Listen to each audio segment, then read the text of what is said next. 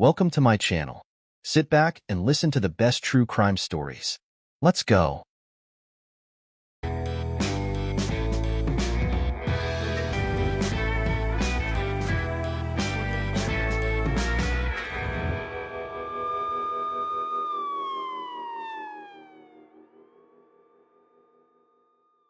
The night of Friday to Saturday, September 23, 2016, 23-year-old Corrie McKeague and his friends were planning to have fun, visiting the usual bars and clubs in the Suffolk town of Berry Street, Edmunds, 10 miles from Honnington Air Force Base, where Corrie was stationed.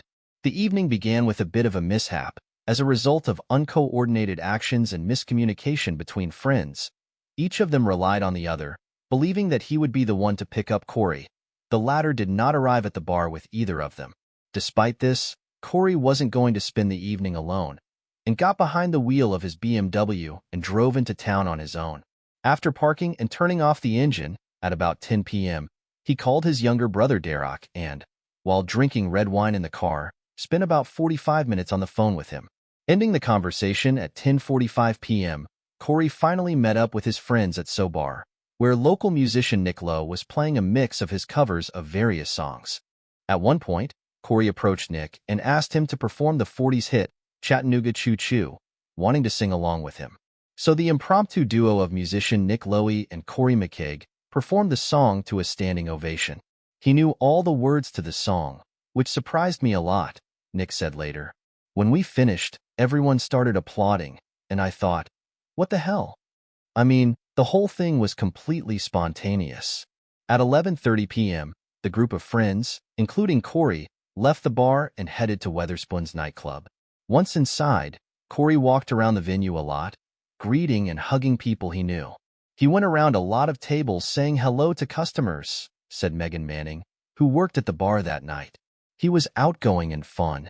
Bouncer James Dilnott, who knew Corrie as a regular visitor, described him as happy, playful, and cheerful.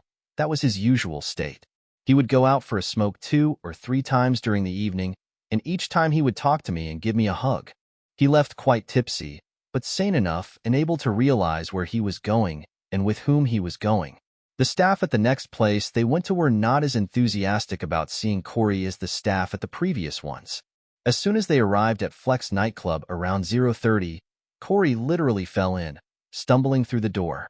The club manager at the entrance asked him if he was drunk, to which he replied in the affirmative.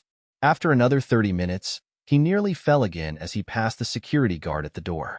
This time the guard urged Corrie to leave the establishment, saying he had had enough to drink. Corrie didn't resist and left the club alone at 0100 at night. None of his friends knew about it. It was normal, as far as Corrie was concerned. He had left friends before, not always warning them about it, so no one was surprised by his absence. He strolled down the street to his favorite fast food outlet, Pizza Mamma Mia, where he placed an impressive order for 1 person, 2 burgers, a kebab, and fries. According to eyewitnesses, Corrie looked quite happy and even played rock, paper, scissors with a stranger. After getting his food, he walked down the street, turned the corner, and settled on the porch of the Hughes Electronics store for a quiet snack. Soon, stretching out right there, Corrie fell asleep. He slept for a couple of hours before a random passerby woke him up to make sure he was okay. At 3:08, Corrie sent a text message to a buddy regarding their recent correspondence, and although CCTV cameras did not capture him using his cell phone at that time, police would later conclude that in fact the message could have been sent at any other time. At 3:24, Corrie entered an open area called the Horseshoe. This is the last known instance of Corrie being caught on CCTV. The Horseshoe is a rather unattractive space surrounded by the rear of various stores, with garbage and cigarette butts scattered on the ground. The place served as a loading platform for garbage trucks, with large blue and red garbage cans overflowing with household waste, juice boxes, scraps of paper, and rotting bits of food. This place was often visited by drug addicts to take their next dose away from prying eyes and cameras. Although there were no video cameras on the high walls of the buildings surrounding the Horseshoe, they were installed on other streets and buildings, tracking everyone going in and out of the Horseshoe, and theoretically, it was impossible to leave the place without being seen by any of them. Corrie, however, had never left the Horseshoe. The search has begun. Corrie McCaig's disappearance was not reported until Monday when he failed to report for duty at the Air Force Base. Corrie's mother, Nicola, learned of her son's disappearance the same day from her youngest son, Darroch, with whom Corrie was very close. As a member of the Scottish police force, Nicola is used to keeping her emotions in check, but this time she struggled to control herself. Her maternal instincts told her that something bad had happened, and the call to the Honnington base only reinforced this feeling. At that moment, police were already working there, trying to find out what Corrie had been doing during his last days at the base. Corrie's 8-month-old puppy, Lowell, was locked in his room. Corrie was very attached to the pooch and would never leave him alone for long periods of time. In addition, the son didn't get in touch with his mother or brothers over the weekend, which also wasn't like him. "I knew something was wrong," Nicola said, "but I knew what the police do every time they start a search, and there was no reason for me to run out there and do anything." A couple more days passed, but Corrie never showed up. Eventually, a distraught Nicola and Darroch, as well as Corrie's father Martin and his wife Tricia, left for Bari, and all four arrived there exactly a week after Corrie had gone missing. They headed down the easement to the horseshoe. Standing in the middle of a semicircle of dilapidated buildings, Nicola couldn't stop asking herself questions. What could have happened here to her son? And how did he manage to leave this place unnoticed? Who was Corrie? Corrie McCaig was born on September 16, 1993 in Perth, Scotland, and grew up in Capar until he moved with his mother and two brothers, Darroch and McCain, to Dunfermline at the age of 9, following his parents' divorce. He graduated from St. Margaret's Primary School and St. Columba's High School before training as a hairdresser at Adam Smith College in Kirkcaldy. At the age of 17, he moved out of his mother's apartment to live with his older brother McCain. The boys were regulars at the town's entertainment venues. Corrie madly loved parties, was a windy and cheerful guy, able to capture the attention of others. With good looks, he was a big hit with the girls and led a very active life in terms of attitude. If you ask me what Corrie was like, I'll tell you that Corrie was very much into partying, was how his father characterized him. He partied a lot, both in the city and at the apartment. He never got in trouble with the police, but he partied and drank a lot. Corrie was registered on various dating platforms and, according to some sources, had profiles where he called himself Princess and sought relationships with men. With the version about his unconventional sexual orientation absolutely does not agree with his mother Nicola, who said that her son was independent enough from public opinion, confident and brave enough not to hide his orientation, but to declare it directly, whether it was traditional or non-traditional. "It's impossible to forget Corrie once you meet him," she said of him. "Sociable, funny, loved being the center of attention. He was admired by everyone. Every girl he met fell in love with him, and every guy thought he was the funniest person ever." Speaking generally about his character, she admits that he could be reckless and didn't always think about the consequences of his actions.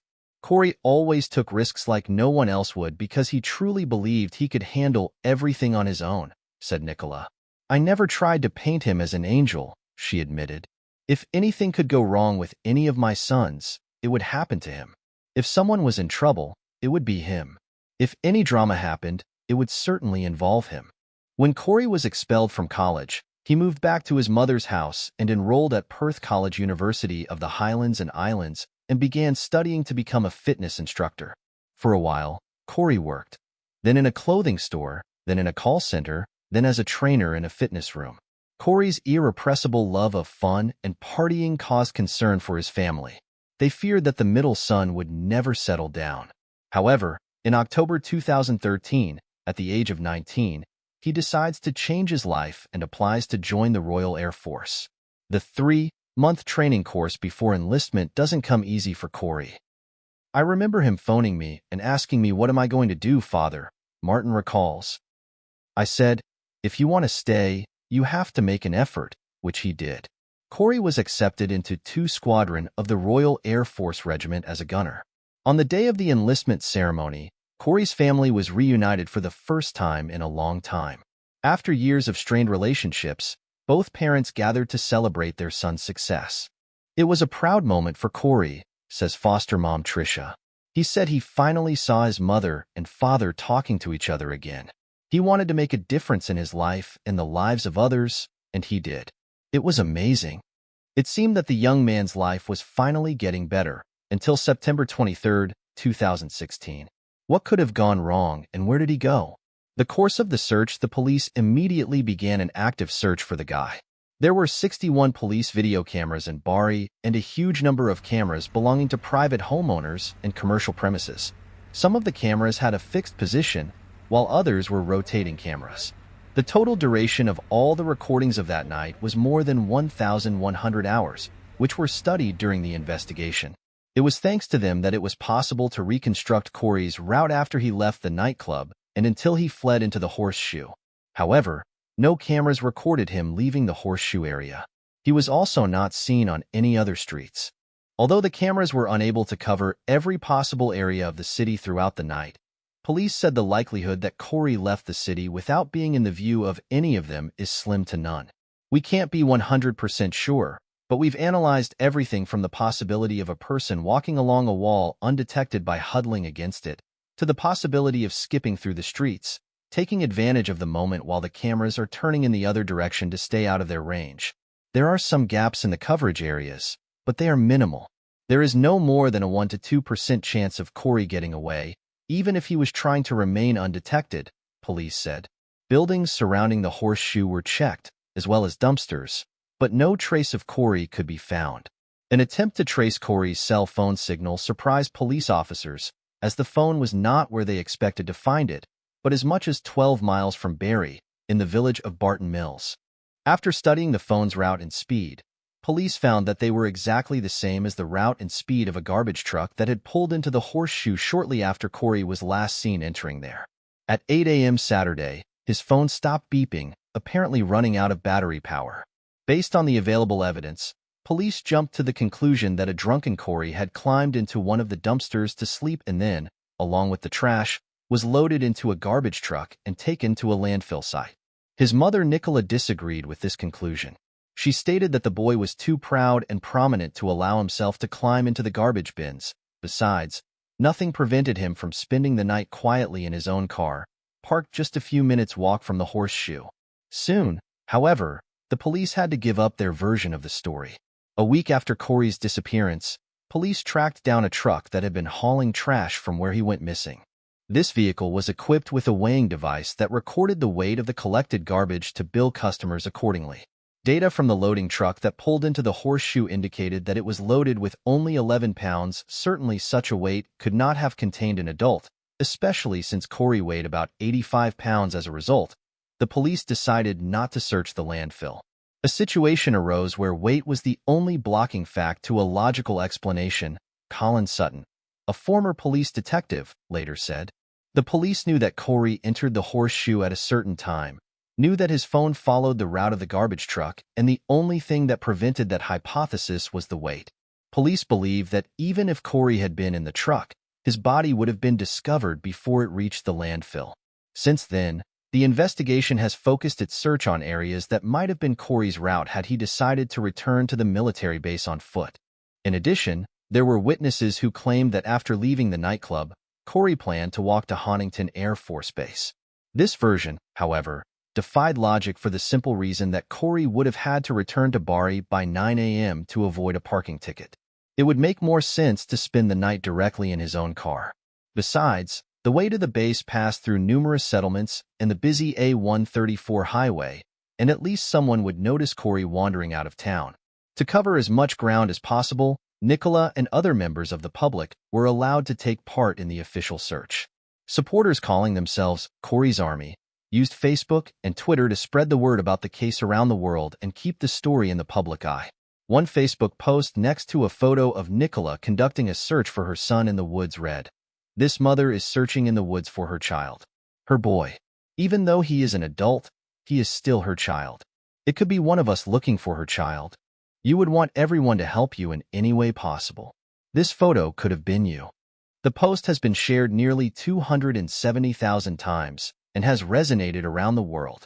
Nicola appeared on television with an appeal for anyone with any information about Corrie to come forward. On January 9, 2017, a 21-year-old fitness instructor named April Oliver revealed that she was pregnant with Corrie's child. It turned out that the two were both members of an online swinger community. A crowdfunding campaign was organized to continue Corrie's search, but nothing came to fruition. Theories arose and were immediately dispelled. Police approached 5 unidentified people who had been caught on CCTV that night and in places where Corrie had been seen as possible witnesses to the incident, asking them to get in touch.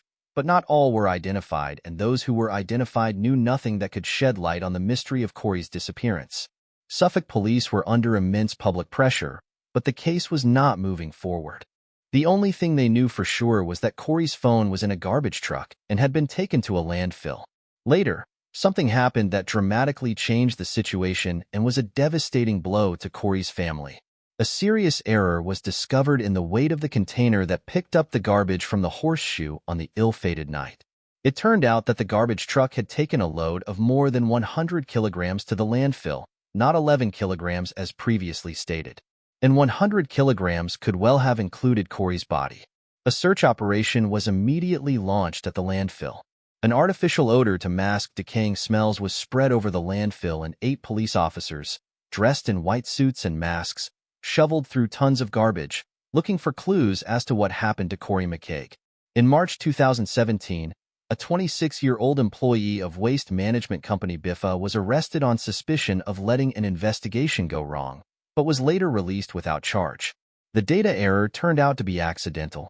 The relatives' last hope that Corrie might have started a new life, or for whatever reason been hiding from everyone, seemed to be finally fading. Corrie's father traveled to the landfill daily, overseeing the search. Every lift of the backhoe bucket increases the chances that Corrie will end up right there, he said at the time. However, on July 21st, more than 4 months later, the search was called off to no avail. Neither the remains of Corrie's body, nor his cell phone, nor any items at all that could be linked to the missing boy had been found. Over the next few days, 25,000 people signed a petition calling for the search to resume. Corrie's father even tried to block the entrance to the landfill, hoping to convince the police to change their minds. But the police were adamant, reassuring Corrie's family and the public that the decision to stop the search was not due to the cost of the search, but because the area where the body was most likely to be found had already been fully explored and nothing had been found.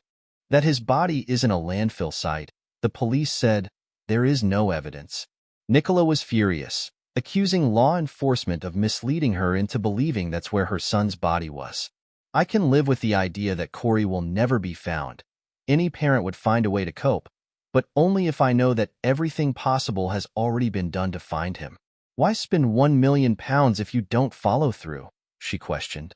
In May 2017, police were contacted by a bread delivery man, 55-year-old Roy Hawes, who said he had seen an Air Force serviceman on the night Corrie went missing at around 4:30 a.m., which was 66 minutes after Corrie was last caught on CCTV.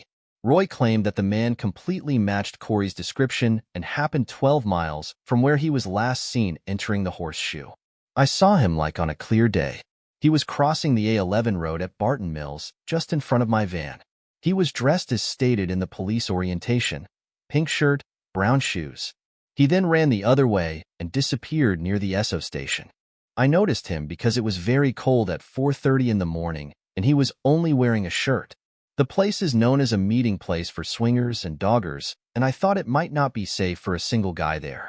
However, police did not take Roy's evidence seriously, saying that Corrie's phone was still beeping from Bari at the time in question, meaning there was no connection between the man Roy saw and the missing Corrie. In July 2018, Martin said his son was no longer wanted. He is somewhere in a waste dump in Suffolk, and now I will never know exactly what happened to my beloved son, he said, thanking the police for their efforts to find Corrie, but not forgetting to rebuke them for some flaws in the investigation. Nicola, on the other hand, couldn't accept the idea that Corrie was dead. She continued to accuse the police of negligence. Nicola told the public that search dogs had picked up Corrie's trail on the A134, a route Corrie may have used to return to Honnington Air Force Base. She also said police did not have enough CCTV evidence to say Corrie definitely did not leave the horseshoe and escape in one of the passing vehicles, not all of which had been checked. Corrie could have left the horseshoe after 7 a.m. or headed anywhere after noon. Police only investigated the videos closest to the time of Corrie's disappearance, and only until noon the next day. After 7 a.m., None of the many cars passing in that area were identified or tracked, which is why he could have left in any of them.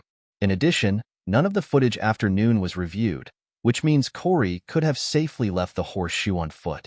In November 2018, Suffolk police showed Nicola footage recorded that night, and it only strengthened her belief that Corrie had, after all, left the horseshoe.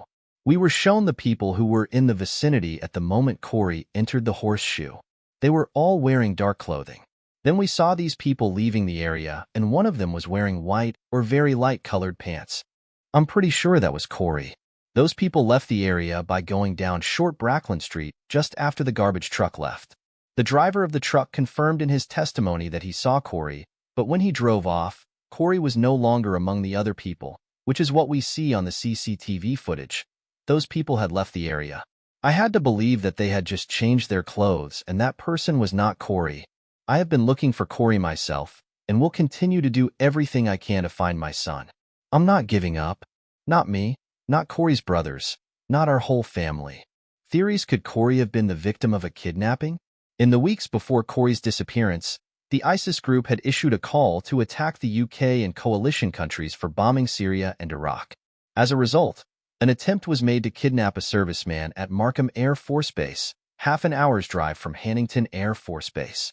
Police did not rule out the possibility that Corrie had been kidnapped as well, but found nothing to corroborate that theory, and it gradually fell away. First, the kidnappers could not have known that Corrie was a serviceman unless they had chased him from the doorstep of the military base. Second, no terrorist group claimed responsibility for Corrie's kidnapping, which would be expected if such a kidnapping had taken place. Third, the police, despite Nicola's claimed to have tracked down and questioned the owners of all the vehicles caught on video footage that night near the horseshoe and found no leads. Could Corrie have been a deserter? Corrie's friends immediately dismissed this theory, stating that Corrie loved his job and enjoyed life on the Air Force Base. Furthermore, there was no lead up to the planned escape and disappearance. Brother Darroch shared Corrie's plans to visit his grandparents in Scotland for Halloween and revealed that he had even booked a plane ticket. There has been no movement in his bank account, and Corrie has not used email or social media since his disappearance. The theories among internet users were varied and unbelievable. Someone suggested that Corrie, on his way to the base, wandered into a pig farm and was eaten by pigs, someone that Corrie decided to start a new life away from everyone, and someone even came up with the idea that Corrie escaped using a network of underground sewers. The imagination of enthusiasts had no bounds, and some began to seriously consider the version of abduction by aliens. Corrie's father Martin suggested that his son might have committed suicide after learning of April's pregnancy. Martin said that the news from the girl could have had a bad effect on his psyche and pushed him to suicide. However, April said that Corrie did not know about her pregnancy for sure. She had only suggested to him that she might be pregnant shortly before he disappeared. On December 20th, 2018, a body was found in the Little Ouse River 30 minutes away from where Corrie went missing. Nicola expressed hope that the deceased would not turn out to be her son. Police later reported that the man found was not Corrie McCaig and was not related to him in any way at all. To this day, the case remains unsolved. Neither Corrie's belongings, nor his remains, nor any trace of what actually happened that night in the horseshoe has ever been found. The case went from burning to cold, i.e., hanging cases that would be reopened if any new circumstances came to light. Ellie Louise in June 2017, April gave birth to a daughter with Corrie, whom she named Ellie Louise. During the final stages of her pregnancy, she posted a photo on her Facebook page of herself holding a pair of small baby booties, exactly like the ones Corrie was wearing the night he disappeared. "Your daddy would be proud of you, my little one, and would love you as much as I love you," she wrote. "Corrie will always be a part of both of us, and no one can take that away from us." April and Corrie were in a relationship for 5 months, up until his disappearance. "The sweetest and most outgoing man I have ever known," is how April characterized her daughter's father. According to Nicola, her granddaughter has given her strength she didn't even know she had. Under Ellie Louise's Facebook photo, which is posted below, she wrote the following: "There are hard days. Trying to find something positive in each day always saves the day. I share with each of you a photo that was taken this morning as we all sat in the Suffolk sunshine. It is the hand of one of my sons being held by his brother's daughter. This photo, for me, is simply beautiful in a simple way. It gives me a strength I have never felt in myself. There are still so many unanswered questions about what happened to Corrie, but I truly believe that the investigation will be brought to a conclusion and answers will be found. Many of you continue to ask the same questions that we do, and I just want to let you all know that my determination to find Corrie is still just as strong.